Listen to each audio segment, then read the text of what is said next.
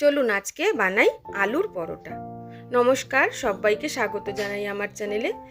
সব থেকে সহজ পরোটা হচ্ছে আমার কাছে আলুর পরোটা বানানো, তাই যে কেউ বানাতে পারবেন।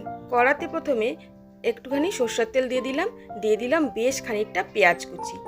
একটু নরম হয়ে যাওয়ার পরে দিয়ে দিচ্ছি বেশ খানিকটা কাঁচা লঙ্কা কুচি। ঝাল যে যার মতন পছন্দ মতন দেবেন, আমার একটু ঝাল ঝাল ভালো লাগে তাই দিলাম। এবার আগে থেকে সেদ্ধ করে রাখা আলুগুলো ম্যাশ করে রেখেছিলাম সেটাই দিয়ে দিলাম। দিয়ে একটু নাড়াচাড়া করে এবার কিছু বেসিক মশলাগুলো দিয়ে দেব। একটু যেমন দিয়ে দেব প্রথমেই ধনে গুঁড়ো, জিরে গুঁড়ো আর হলুদ গুঁড়ো দিয়ে এবার দিয়ে দেব টেস্ট বাড়ানোর জন্য আর একটু চিলি ফ্লেক্স আর পরিমাণ মতো নুন। ব্যাস, আমি কিন্তু সেরম কিছু আর দেব না। এবার আবার ম্যাশার দিয়ে খুব ভালো করে ম্যাশ করে নেব, যাতে কোনো রকম লাম্পস না থাকে, তাহলে বেলার সময় ফেটে যেতে পারে।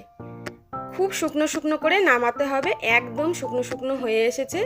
এবার দিয়ে দেবো ফ্রেশ ধনেপাতা কুচি আর একটু দিয়ে দেবো লেবুর রস। কেউ চাইলে এখানে একটু আমচুর পাউডার ব্যবহার করতে পারেন। বেশ টক ঝাল নোনতা একটা খুব ভালো লাগবে পরোটাটা। আর নামানোর আগে একটুখানি দিয়ে দেবো গরম মশলা। ব্যাস, ভালো করে কিন্তু এবার নামিয়ে এটাকে ঠান্ডা করতে দিয়ে দেব। ঠান্ডা হয়ে গেলে পরে পুরটা আরেকটু শক্তও হয়ে যাবে।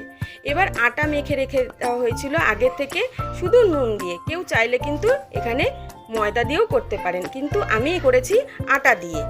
এবার বাটি মতন করে নিলাম, তার মধ্যে দিয়ে দিচ্ছি এবার আলুর পুরটা দিয়ে এবার ভালো করে মুখটাকে সিল করে নেব। সিল করে নিয়ে এগুলো সবকটা রেডি করে নেব।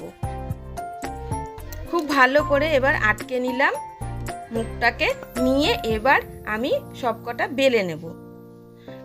অল্প একটুখানি আটা দিয়ে ভালো করে বেলে নিলাম, নিয়ে এবার দিয়ে দেব তাওয়ার মধ্যে। তাওয়ার মধ্যে নিয়ে প্রথমে ভালো করে সেঁকে নিতে হবে।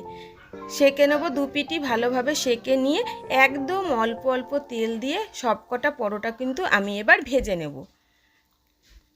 যারা নতুন দেখছেন আমার চ্যানেলটি, তারা প্লিজ সাবস্ক্রাইব করে আমার পাশে থাকবেন।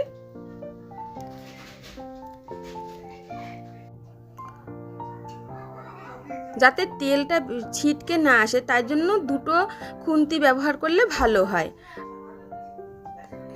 বেশ, এইভাবে কিন্তু আমি প্রত্যেকটা পরোটা আমি একটা একটা করে ভেজে নেব। কত সুন্দর কিন্তু ফুলেছে আমার পরোটাগুলো।